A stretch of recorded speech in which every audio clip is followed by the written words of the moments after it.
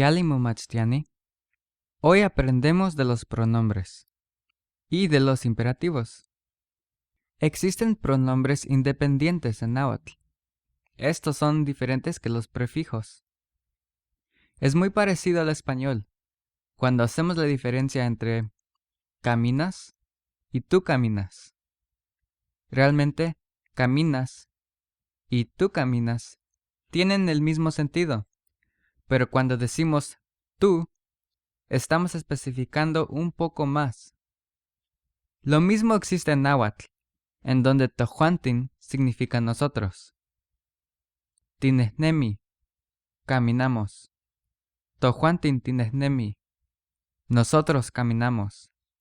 Los pronombres en la huasteca son na, ta, ya, tojuantin, inmojuantin, ininjuantin.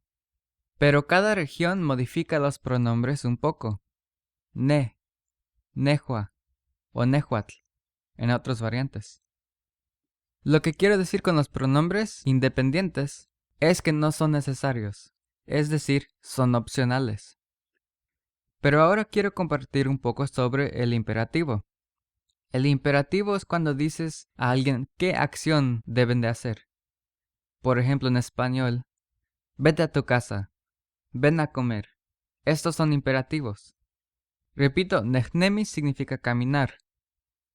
Shinehnemi, shinehnemikan, shimoketza, shimoketzakan, shimosewi, shimosewikan,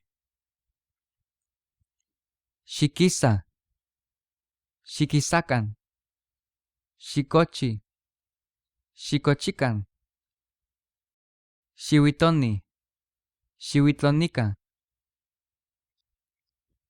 ¿Sí se dan cuenta de lo que está pasando? Nomás se le agrega shi. Pero si son dos o más personas a quien le dices la acción, le agregas kan al final. Otra regla. Si el verbo termina en ia o oa, se elimina esta a. Por ejemplo, motlaloa, correr. Y para decirle a alguien, corre, shimotlalo, y no es shimotlaloa. Y ahora si es a dos personas, shimotlalocan. Con esto yo creo que pueden hacer el chantekitl.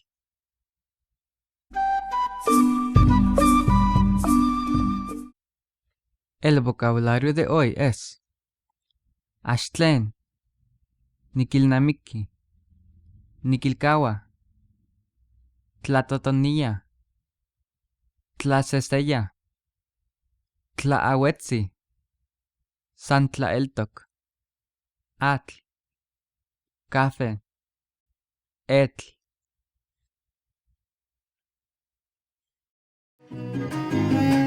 Como a leche mo push me la, ya pe wasti mi tutir se ya pe wasti